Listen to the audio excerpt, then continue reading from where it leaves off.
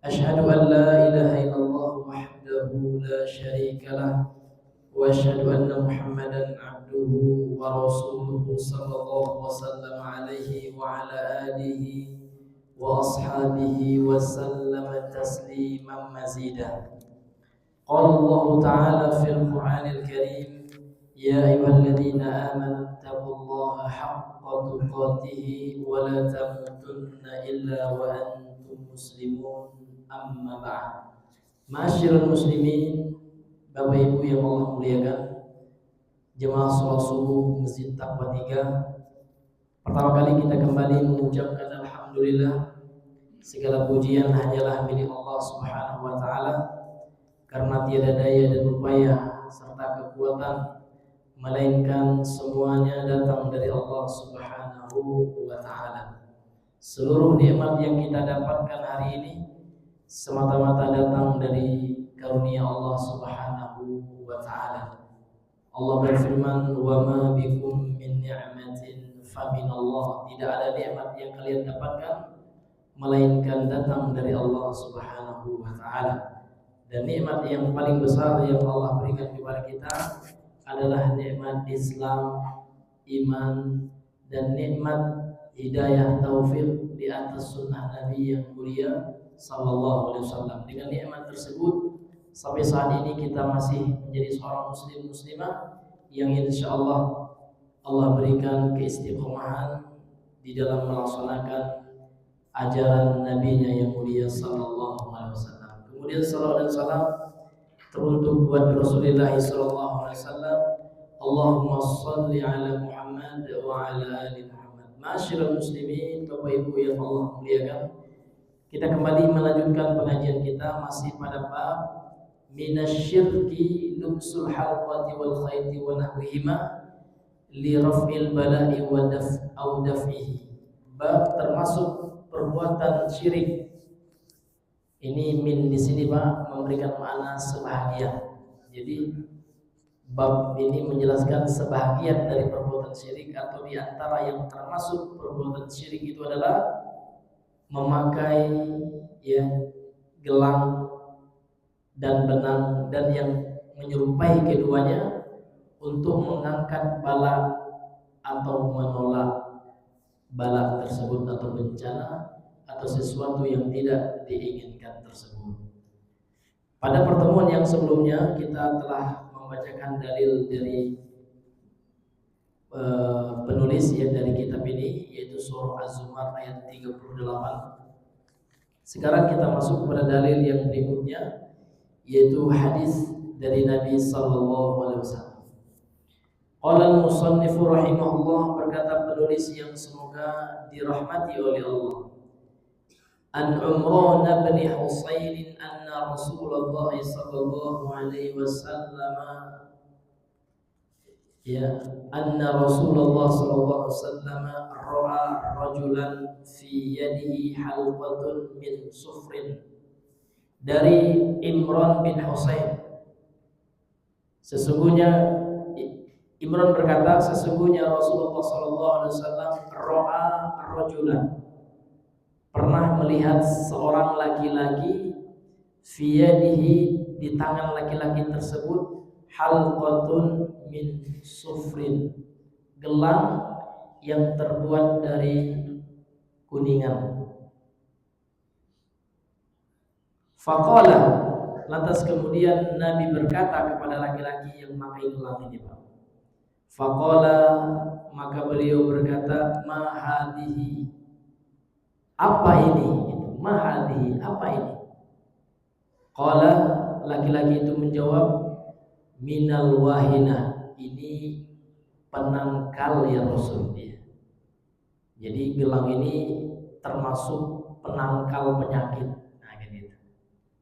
Faqala, lantas kemudian Rasulullah bersabda, inziha, lepaskan gelang tersebut.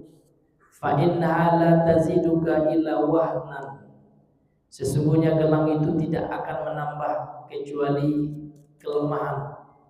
Fa innaka, maka sesungguhnya engkau, lau mitta wa hiya alaika, kalau engkau meninggal sementara gelang itu masih ada atasmu atau engkau masih memakainya, ma aflahta abada, maka engkau tidak akan beruntung selama-lamanya.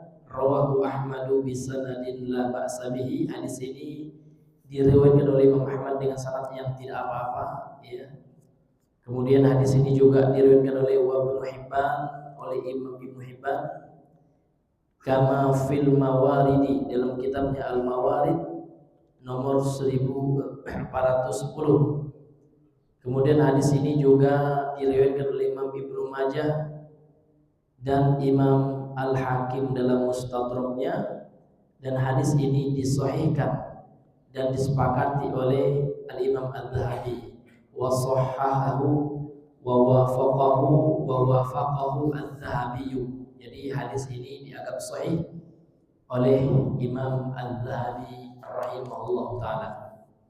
Bapak Ibu yang dimuliakan oleh Allah Subhanahu wa taala, ini diantara hadis-hadis yang menjelaskan tentang bagaimana Rasulullah SAW itu, Bapak Ibu, sangat perhatian terhadap sesuatu kemudaratan yang menimpa umat.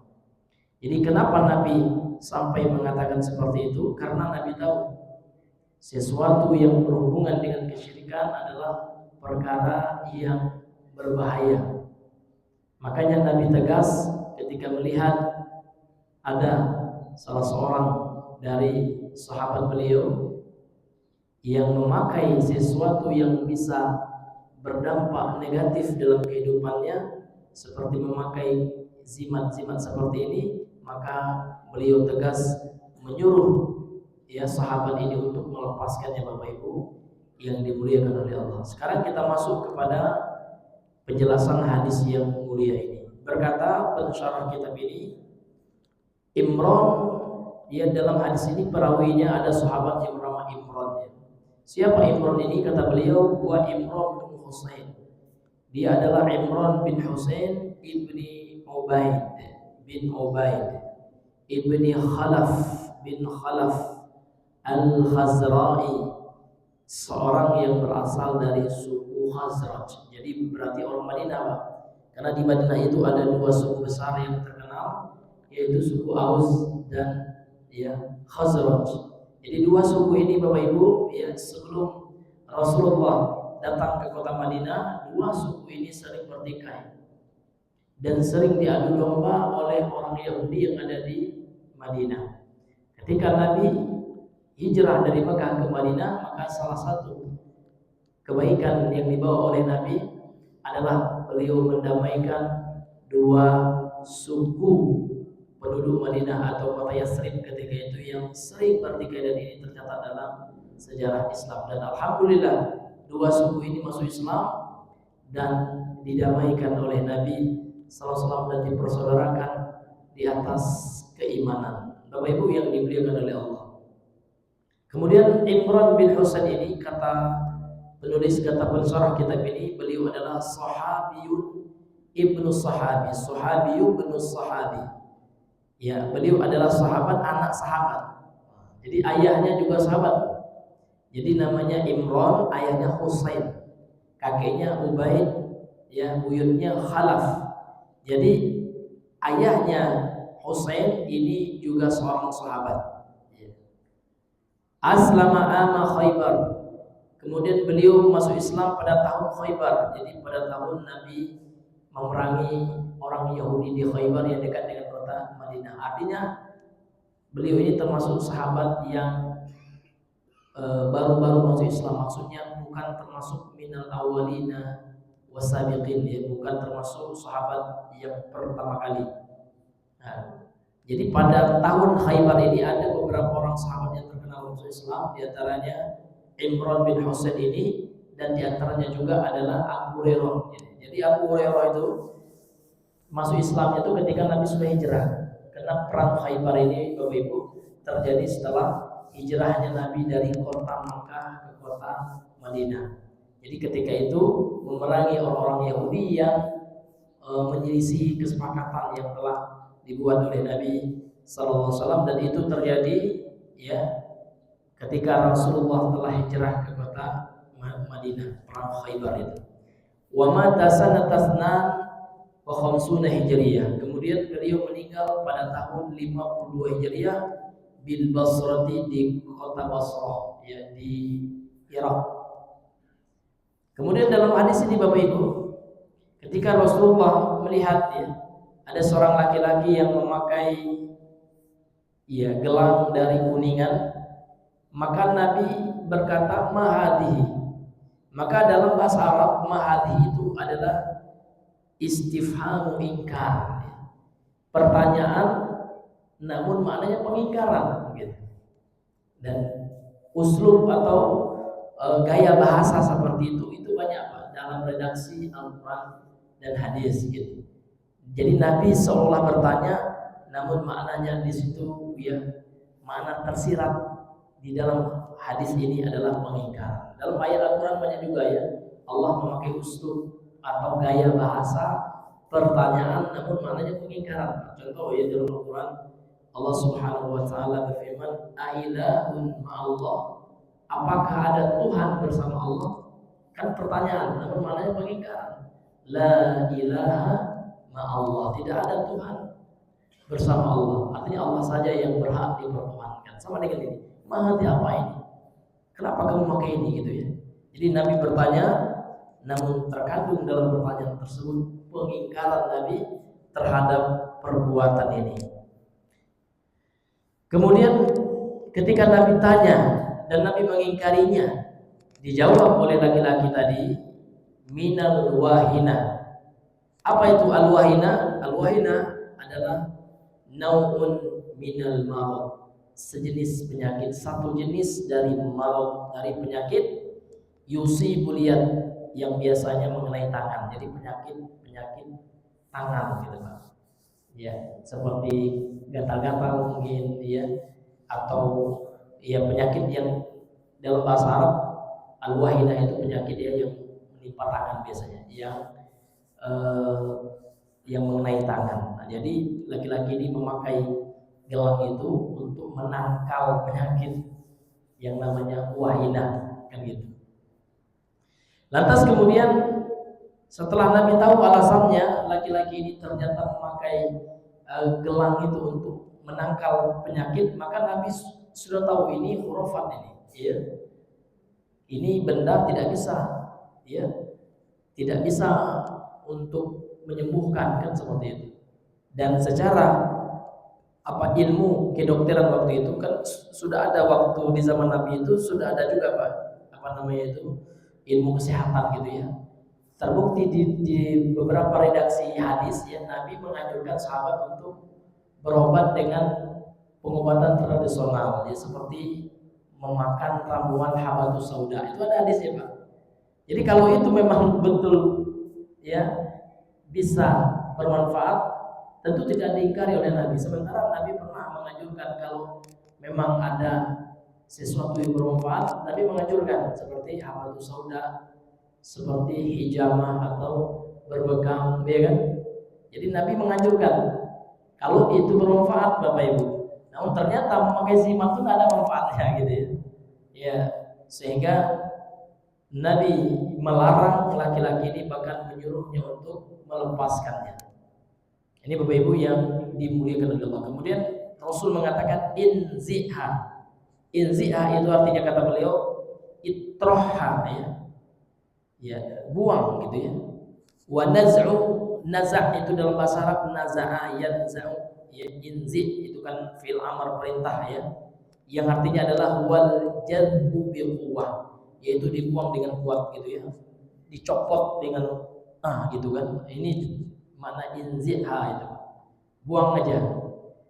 Kemudian Nabi mempertegas, fa innaka la taziduka illa wahnan, sesungguhnya gelang yang kau pakai, zimat yang kau kenakan itu tidaklah menambahkan kepadamu kecuali kelemahan, kecuali tambah lemah jiwa, karena jiwamu akan bergantung kepada sesuatu yang tidak ada manfaatnya. Jadi zimat ini, Pak, tidak ada manfaat secara agama, dilarang, dan secara medis kesehatan pun tidak dibuktikan bisa mendatangkan manfaat. Itu hanya mitos semata, ya. Ini Bapak Ibu yang dimuliakan oleh Allah Subhanahu wa taala. Kemudian Nabi juga mengatakan, ya fa innaka law mitta, maka sesungguhnya engkau kalau meninggal, wahia alaika, dan engkau masih tetap memakai zimat itu, ma aflahta abadan, tidak akan ya beruntung selama-lamanya. Ma aflahta itu kata beliau al-falahu, yang dimaksud dengan al-falah wal fauzu adalah al-fauz, ya, keberuntungan, wazifru was-sa'adah, kedamaian dan kebahagiaan. Artinya orang yang memakai zimat itu maka tidak akan bahagia, Pak. Di dunia tidak akan bahagia dan di akhirat akan sengsara. Kenapa? Karena orang yang melakukan perbuatan kesyirikan itu, Pak, ancamannya tentu ya neraka. Na'udzubillahi min dzalik. Ini banyak sekali ya dalil-dalilnya Bapak Ibu yang dimuliakan Allah. Di antaranya surah Al-Maidah ya. Kemudian surah An-Nisa ayat 48, bahwasanya orang-orang yang melakukan dosa syirik itu maka tidak akan diampuni dosanya, sebagaimana yang telah kita ketahui bersama. Maka kenapa Nabi begitu tegas ya melarangnya? Karena ini berkonsekuensi terhadap keselamatan seseorang di akhirat. Bapak Ibu yang dimuliakan oleh Allah. Kemudian kita masuk kepada makna global daripada hadis ini. Pensyarah kitab mengatakan al-makna al-ijmali lil hadis, makna ijmal atau makna global dari hadis yang mulia ini.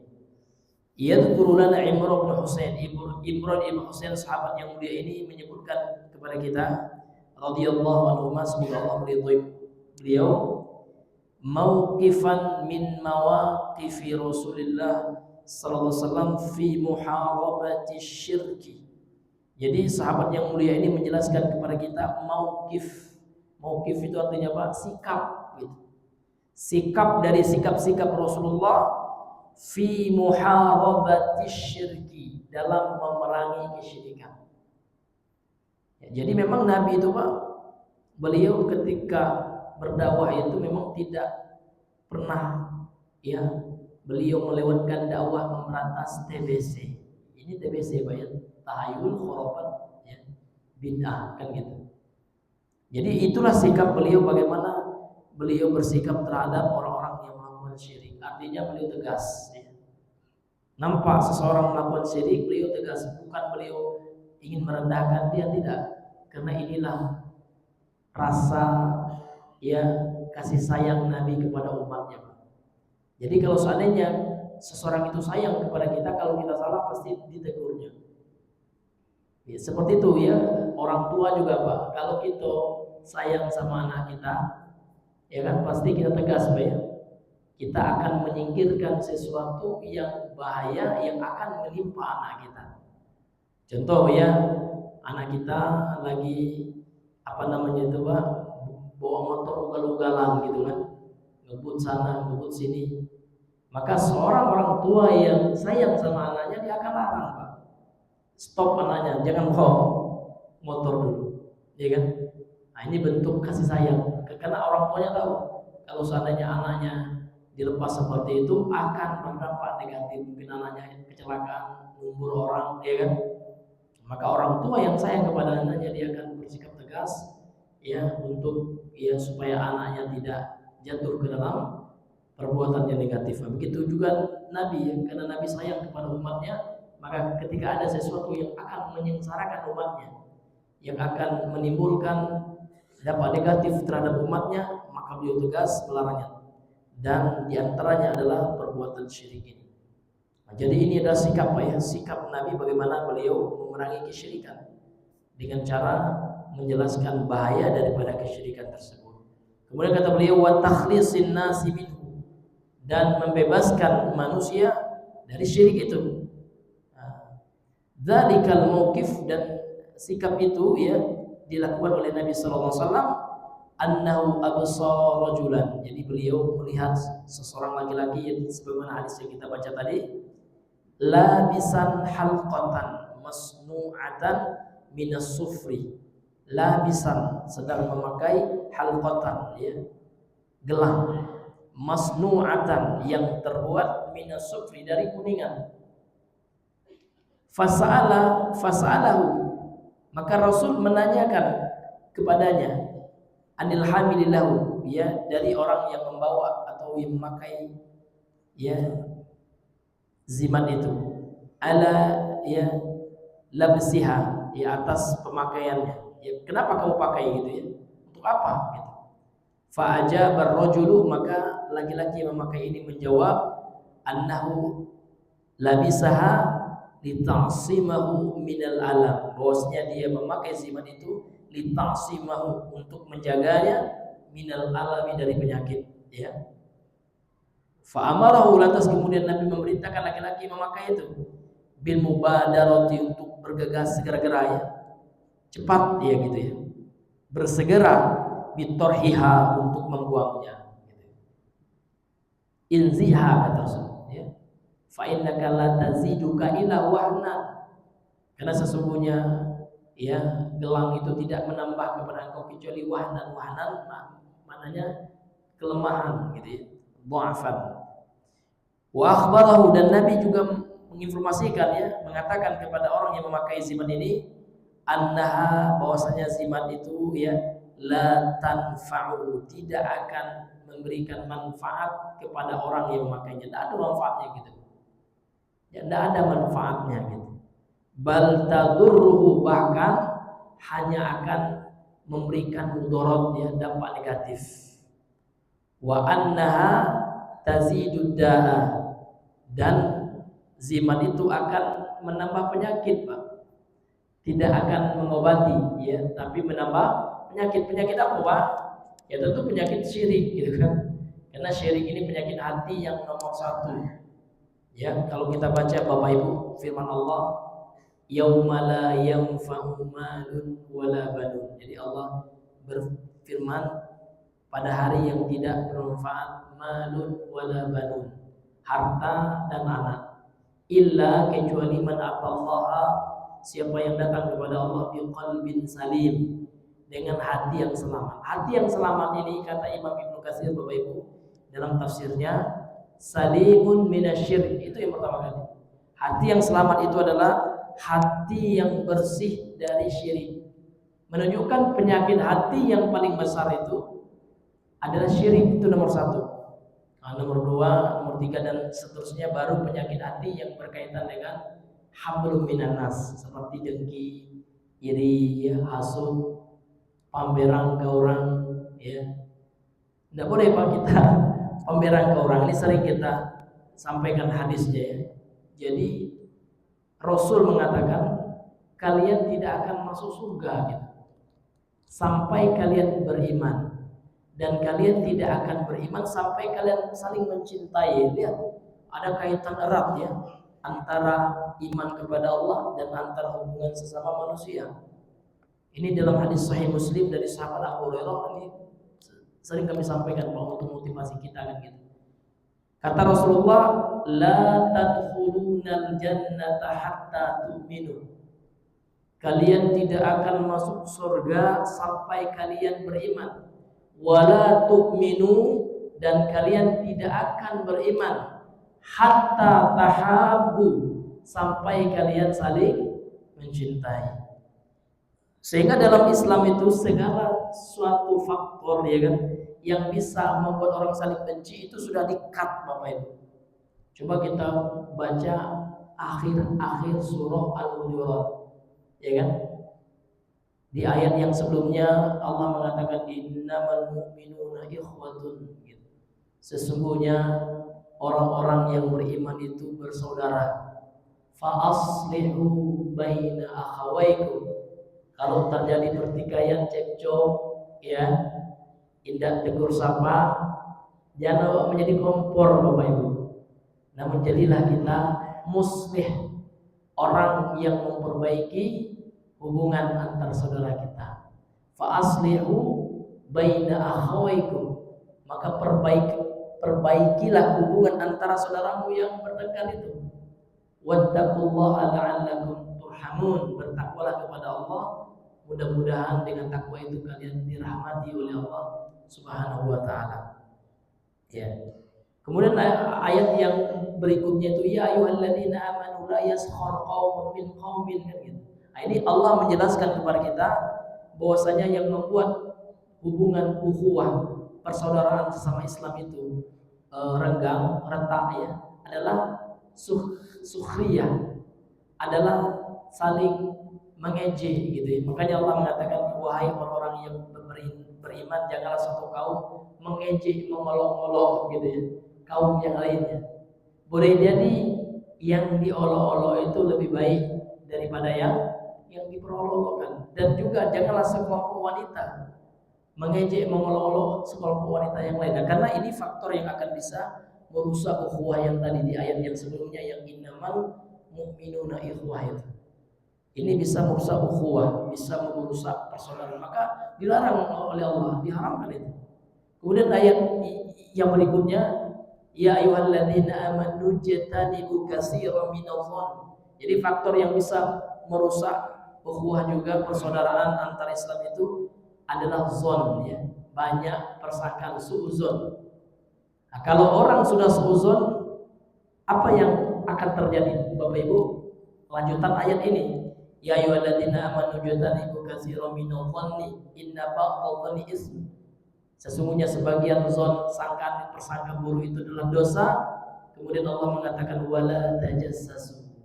Jangan kalian saling tajassus, itu mencari-cari salah. Karena orang kalau sudah suudzon Bapak Ibu, dia biasa cenderung untuk mencari-cari kesalahannya. Dicari betul ya. Dan nanti yang salahnya itu di framing ya. Lah dapat salahnya apalagi diceritakan, digibahi. Makanya ayat selanjutnya Allah mengatakan wala yaghtab ba'dukum ba'dhan. Janganlah sebagian kalian menggibahi sebagian yang lain. Ayuhibbu ahadukum ayyakula lahma akhihi maitan fakaritumu. Apakah mau salah seorang di antara kalian itu memakai daging saudaranya yang sudah menjadi bangkai itu? Tentu kalian tidak menyukainya. Ini Pak. Jadi ini semua faktor-faktor yang bisa merusak ukhuwah itu sudah diikat dalam Islam. Kenapa? Karena untuk mendapatkan keimanan yang sempurna itu kita harus saling mencintai gitu. Maka kita kembali kepada hadis yang tadi, wala tu'minu, kalian tidak akan beriman, tidak akan sempurna iman kalian, kata Rasul, hatta tahabbu, sampai kalian saling mencintai. Kemudian Nabi mengatakan, ala adullukum ala syai'in, maukah ya aku tunjukkan kalian suatu perkara, iza fa'altumuhu, kalau kalian laksanakan perkara itu, tahabbtum, maka kalian akan saling mencintai.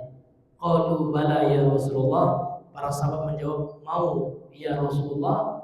Maka Nabi memberikan, Pak, ini salah satu ya kebiasaan yang kalau kita lakukan, sunnah yang kalau kita kerjakan, kita akan saling mencintai. Gampang aja ya, tidak hal yang susah Pak. Apa kata Nabi? Afshus salam bainakum, tebarkan salam di antara kalian. Jangan kepada yang kenal saja Pak.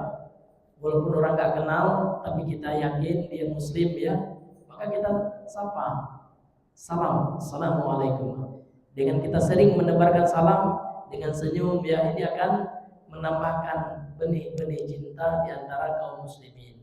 Karena itulah yang dikatakan dalam hadis yang lain, Nabi mengatakan la yu'minu ahadukum, tidak sempurna iman salah seorang di antara kalian gitu. Artinya enggak seorang aja Pak, tiap-tiap kita gitu. Hatta yuhibba li akhihi, sampai dia mencintai saudaranya, ma yuhibbu li nafsihi, sebagaimana dia mencintai dirinya sendiri. Jadi memang cinta kepada saudara yang lain Pak, hablum minan nas ini ternyata ada pengaruhnya dengan iman kita kepada Allah. Jadi ada kaitan gitu ya, antara beriman kepada Allah dan antara mengasihi sesama manusia. Ini luar biasa Islam ya. Jadi Islam tidak mengatur bagaimana kita harus dekat dengan Allah, ya kan? Harus banyak puasa, sementara hablum minan nas kita suka menyakiti orang lain. Ini tidak betul juga. Karena terbukti di masa Nabi Pak, dalam ada sebuah riwayat hadis ya, diriwayatkan oleh Imam Ibnu Majah Pak. Ini kasuitasnya di masa Nabi terjadi. Jadi ada seorang sahabat nih Pak, dia curhat sama Nabi lah gitu ya. Cerita sama Nabi, ya Rasulullah, Inna fulanata, ada seorang wanita. Jadi yang diceritakan oleh sahabat ini adalah ibu-ibu pula gitu ya. Ya, jadi menceritakan seorang wanita lah, ibu-ibu gitu. Inna fulanata tusallil laila wa tasumun nahara wa tasaddaq bi amwaliha. Jadi ada seorang wanita yang aktif sholat malam gitu. Ya, kalau orang sudah aktif sholat tahajud ya insya Allah sholatnya 5 waktunya itu sudah ya sudah beres itu insya Allah ya. Jadi ini wanita ini masya Allah ahli ibadah. Jadi aktif sholat malam Bapak Ibu. Wa tasumun nahar, kemudian puasa ya di siang hari, Senin Kamis, puasa sunnah-sunnah yang lain gitu. Kemudian suka bersedekah. Walakinnaha, namun ada kekurangan wanita ini. Walakinnaha tu'dhi jiranaha bilisaniha, akan tetapi dia kekurangannya suka menfitnah, menyakiti, memaki tetangganya dengan lisannya. Jadi tetangganya nggak senang dengan dia ya. Karena walaupun ibu ini suka sholat malam, banyak pahala, hablum minallahnya bagus, namun hablum minannasnya rusak begitu. Suka menyakiti tetangganya dengan lisannya. Maka apa kata Nabi? Qala Rasulullah, Nabi berkomentar, la khairu fiha. Kalau seperti itu, maka tidak ada kebaikan bagi wanita seperti itu. Artinya dosanya yang suka menyakiti orang lain itu dengan lisannya, ini ternyata merusak daripada pahala ibadah mahdhah yang dia lakukan. Bahkan ancamannya luar biasa juga. Hiya min ahlin nar. Nah, itu yang buat kita terenyuhnya, Pak. Pokoknya bahaya betul ya. Kalau tidak bisa menjaga lisan ini. Sudah rajin puasa, sholat, ternyata Nabi mengatakan dia penghuni neraka itu. Nauzubillah. Artinya betul-betul seorang muslim itu Pak harus menjaga lisan gitu ya. Ya, subhanallah ya. Kemudian diceritakan lagi ada seorang wanita. Inna fulanata, ada juga wanita yang lain, kata sahabat ini. La tusalli illa al-maktubat. Dia tidak sholat sunnahnya sedikit, yang wajib-wajib saja, dan puasa yang wajib-wajib saja, dan bersedekah ala kadarnya sesuai kemampuannya gitu.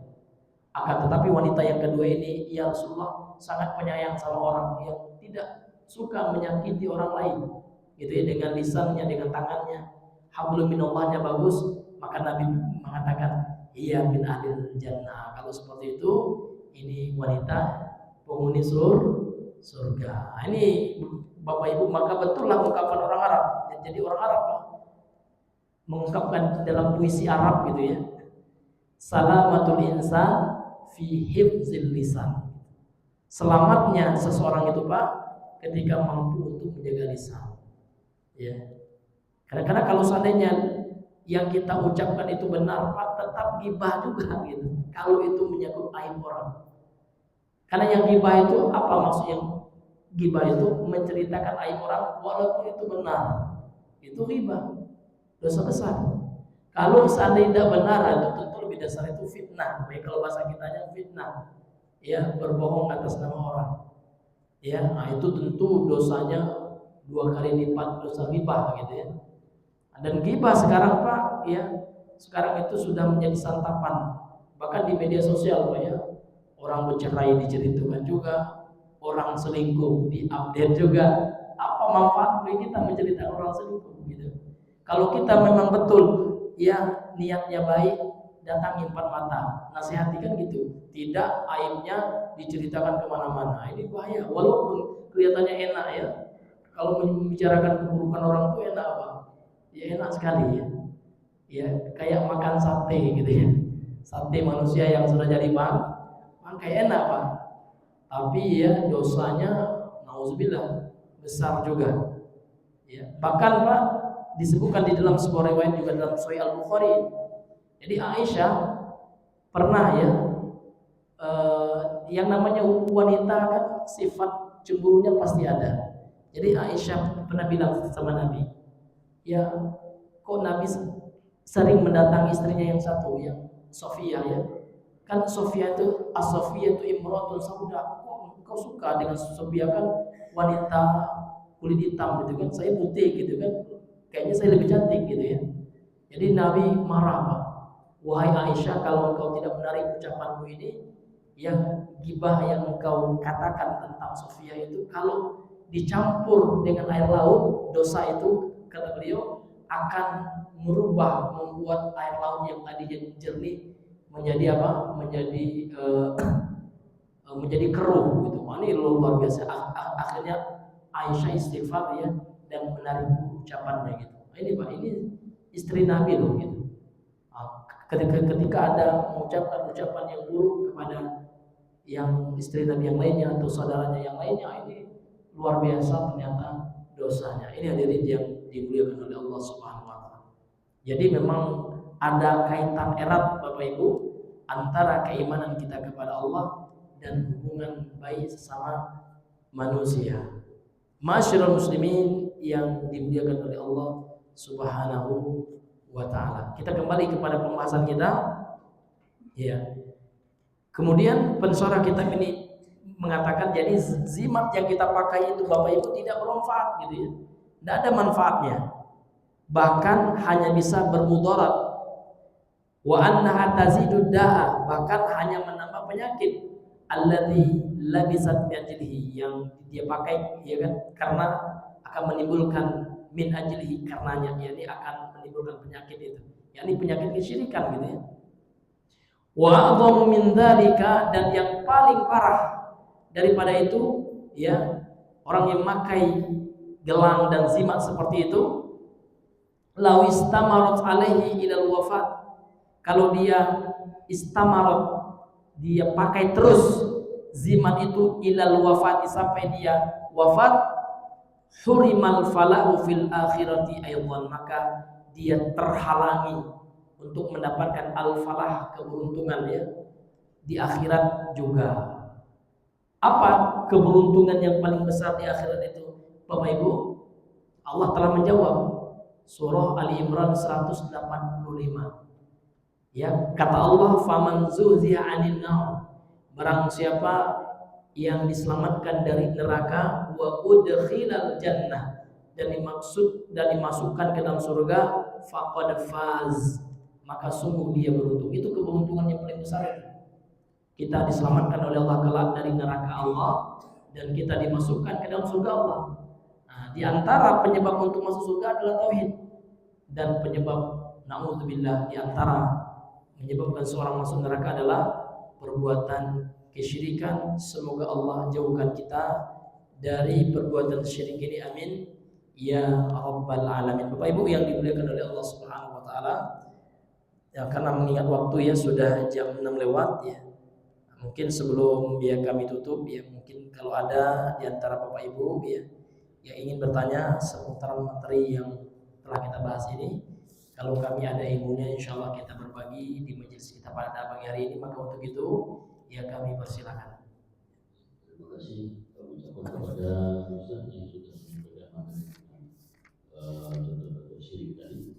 Baik Bapak Ibu jemaah Al-Jabbar yang dimuliakan Allah, bagi Bapak Ibu yang ingin bertanya mungkin berkaitan dengan materi atau bisa di luar materi saja. Ya boleh ya.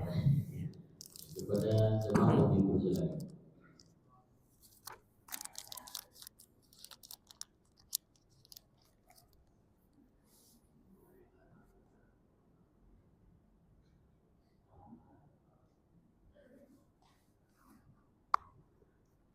Assalamualaikum warahmatullahi wabarakatuh. Waalaikumsalam warahmatullahi wabarakatuh.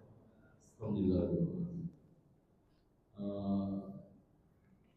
Saya bertanya sama Pak Ustaz, dalam surat Al-Anfal ayat 6 dikatakan bahwa wahai Nabi, ajaklah kaummu untuk berjihad perang. Kalau ada 20 orang dengan yang sabar, maka bisa mengalahkan 200 orang musuh. Kemudian di ayat nomor 6 Allah menyebutkan lagi. Jadi kalau yang terjemahnya, Allah telah menentukanmu kalau ada 100 orang yang sabar bisa mengalahkan 200 orang musuh.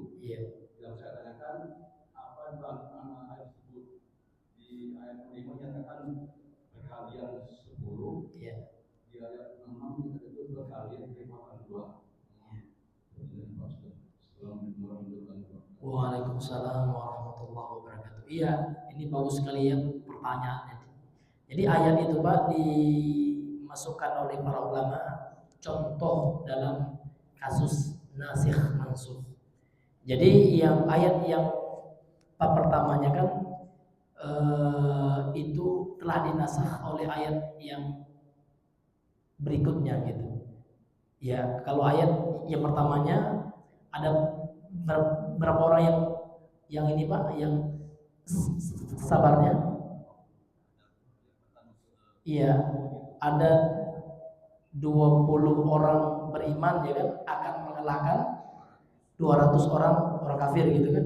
Nah, kepada ayat yang berikutnya 100 orang yang beriman mengalahkan 200 orang kafir aja. Jadi ayat yang kedua itu ulama mengatakan menasakh ya, atau menghapus hukum ayat yang sebelumnya. Seperti itu. Artinya yang berlaku hukumnya adalah ayat yang datang kemudian, ya yakni 100 orang kaum muslimin yang sabar gitu kan, berperang melawan akan mampu untuk mengalahkan 200 ya, 200 orang kafir gitu. Jadi memang Pak itu ayat dijadikan contoh ya oleh ulama dalam usul fikih ya ketika menjelaskan konsep ya nasakh. Jadi ada nasikh, ada mansukh. Nasikh itu adalah ayat yang menghapus hukum yang sebelumnya. Mansukh adalah ayat yang hukumnya dihapus, Pak. Nah, jadi ayat yang sebelumnya itu Pak dihapus oleh ayat yang datang terkemudian itu. Nah, jadi yang mana yang diamalkan? Tentu yang diamalkan adalah ayat sebagai nasikhnya atau yang menghapus hukum yang sebelumnya. Itu ada memang Pak ya, di dalam Islam itu ada konsep nasikh mansukh itu. Ya. Contohnya lagi Pak kalau dalam hadis ya tentang ziarah kubur. Ya. Sebelumnya Nabi melarang ziarah kubur itu. Namun sudah dinasakh itu Pak. Itu sudah mansukh dia, sudah dihapus hukum larangan itu. Nah, makanya di dalam hadis Sahih Muslim itu Nabi mengatakan kuntu nahaitukum an ziyaratil kubur fal'an fasuruha fa innaha tudzakkirukumul maut ya. Dahulu aku larang kalian ziarah kubur. Al-an maka sekarang ziarahilah, artinya hukum larangan sudah dihapus. Itu namanya nasakh ya. Proses penghapusan. Kalau yang dihapus namanya mansukh ya. Kemudian sekarang ziarahlah kubur itu namanya nasikhnya. Karena sesungguhnya hikmah dari ziarah kubur itu adalah akan mengingatkan kalian kepada ya kematian. Jadi dua ayat itu Pak tidak ada pertentangan, ya Pak ya. Tidak ada pertentangan, namun ada konsep di situ, konsep nasikh mansukh. Gitu Pak. Wallahu a'lam bishawab. Gimana Pak Cukup Pak? Iya. Ini bulan saja. Iya boleh lagi ya. Iya boleh.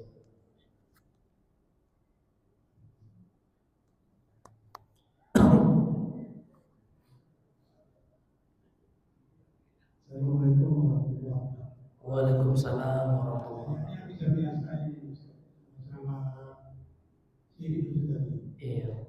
Ini ada orang beli rumah, dia beli rumah, lalu minta orang untuk acara datang ke rumah itu yaitu untuk syukuran atau tolak-bala namanya. Iya.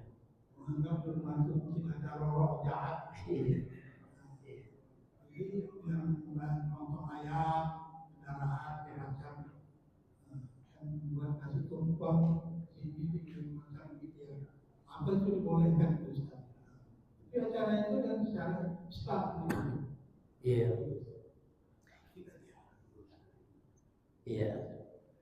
Jadi sebenarnya untuk mengusir jin, kalau roh-roh itu dalam keyakinan Islam tidak ada yang gentayangan Pak ya. Jadi memang roh itu manusia kan punya roh ya. Dalam jiwa, dalam diri manusia kan ada dua unsur, ada unsur jasmani, ada rohani.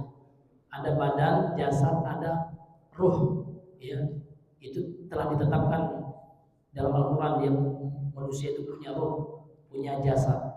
Jadi mati itu adalah ketika berpisahnya ruh dari jasad. Namun ruh manusia yang sudah berpisah dari jasad, apakah bisa gentayangan? Apakah bisa kembali ke alam dunia? Ini tidak ada Pak dalam ajaran Islam. Ya, ruh itu sudah pergi ke alam namanya alam barzakh, alam yang disebut dengan alam ya kubur. Gitu. Jadi ruh nggak ada lagi Pak ya nongol ya kan, ngobrol-ngobrol sama yang tidak ada lagi di alam dunia ini. Karena alam ruh satu alam lagi dan ada dinding barzakh itu kan secara bahasa dinding.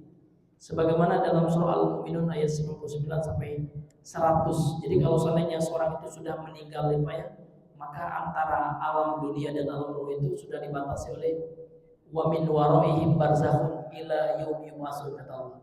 Di belakang mereka itu kan orang kafir kan ceritanya kan ingin balik lagi ke dunia nih Pak, ingin masuk Islam lagi, atau orang yang gak sholat ingin berkeinginan bercita-cita untuk kembali lagi ke dunia ini untuk beramal soleh, namun tidak bisa itu lakukan lagi ya, karena mereka telah dibatasi oleh barzakh.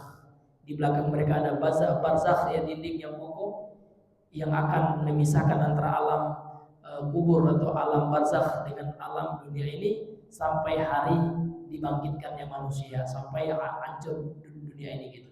Jadi dalam Islam itu Pak tidak ada keyakinan reinkarnasi atau kembalinya roh gitu ya, setelah wafat ini kembali lagi ke dunia, itu tidak ada ya, karena roh kalau sudah meninggal itu Pak dia sudah berada di alam kubur, di alam arwah ya, atau di alam barzakh. Jadi kalau ada keyakinan bahwasanya kita mengadakan makan-makan untuk menolak roh-roh jahat ya Pak ya, maka itu tidak ada, itu tidak benar. Keyakinan seperti itu harus kita tolak ya, karena ini bertentangan dengan akidah Islam. Ini bukan akidah keyakinan Islam, bukan ideologi Islam yang seperti itu. Nah, jadi kalau hanya sekedar syukuran boleh Pak, maka di antara hal yang boleh itu adalah kita ngumpul-ngumpul ya kan, kita undang orang makan, kita bersyukur kepada Allah atas diberikannya rumah, itu tidak apa-apa ya.